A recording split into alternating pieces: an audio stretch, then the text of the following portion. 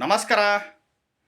ನಿಜವಾಗ್ಲೂ ಅಂಜನಾ ನೋಡೋದು ಹೇಗೆ, ಅಂಜನಾ ಪ್ರಯೋಗ ಮಾಡೋದು ಹೇಗೆ, ಅಂಜನಾ ರಹಸ್ಯ, ಅಂಜನಾ ಭವಿಷ್ಯ ವಿಡಿಯೋ ಪೂರ್ತಿ ನೋಡಿ ಗೊತ್ತಾಗ್ತಾ ಹೋಗುತ್ತೆ. ಇವು ಸಾಕಷ್ಟು ವರ್ಷಗಳಿಂದ ಪ್ರಚಲಿತದಲ್ಲಿದೆ. ಈ ಅಂಜನಾ ನೋಡೋದು, ಅಂಜನಾ ಭವಿಷ್ಯ ಹೇಳೋದು. ಈಗ ಕಳೆದು ಹೋದ ವ್ಯಕ್ತಿಗಳು ನಮಗೆ ಸಿಗ್ತಾರೋ ಇಲ್ಲೋ, ಎಲ್ಲಿದ್ದಾರೆ ಅಂತ ಅಂಜನಾ ಕೇಳ್ತಿದ್ರು. ಇಂದಿನ ಕಾಲದಲ್ಲಿ ತುಂಬ ಸಾಕಷ್ಟು ವರ್ಷಗಳಿಂದೆ ಇದು ಪ್ರಚಲಿತದಲ್ಲಿತ್ತು.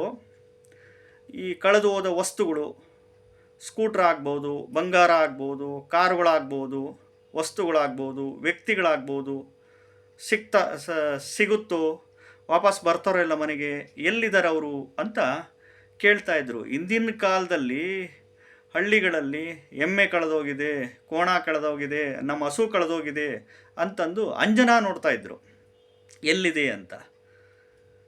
ಸಾಕಷ್ಟು ವರ್ಷಗಳಿಂದ ಇದು ಅಂಜನಾ ಭವಿಷ್ಯ ನೋಡ್ತಿದ್ರು, ಅಂಜನಾ ನೋಡಿ ಹೇಳ್ತಾ ಇದ್ರು.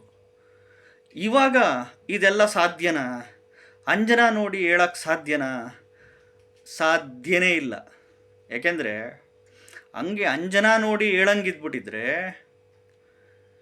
ಕರ್ನಾಟಕದ ಮುಖ್ಯಮಂತ್ರಿ ಯಾರಾಗ್ತಾರೆ ಅಂತ ನೋಡಿ ಮುಂಚೆನೇ ಭವಿಷ್ಯ ಹೇಳ್ಬೋದಲ್ವ.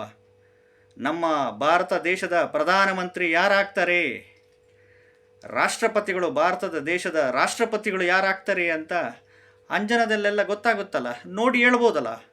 ಸಾಧ್ಯನೇ ಇಲ್ಲ. ಸಾವಿರಾರು ವರ್ಷಗಳಿಂದೆ, ಸಾಕಷ್ಟು ವರ್ಷಗಳಿಂದೆ ಈ ಅಂಜನಾ ಇತ್ತು. ಆವಾಗ ಆ ರೀತಿ ಇದ್ದರು, ನೋಡ್ತಾಯಿದ್ರು. ಅದಕ್ಕೆಲ್ಲ ತುಂಬ ತಪಸ್ ಮಾಡಿರಬೇಕು, ತುಂಬ ದಿವ್ಯ ಶಕ್ತಿ ಇದ್ದವರಿಗೆ ಮಾತ್ರ ಅದು ಗೋಚಾರ ಆಗ್ತಿತ್ತು ಕಣ್ಣಲ್ಲಿ. ಬಟ್ ಇವಾಗ ಇವೆಲ್ಲ ವರ್ಕ್ ಆಗಲ್ಲ. ನಮಸ್ಕಾರ.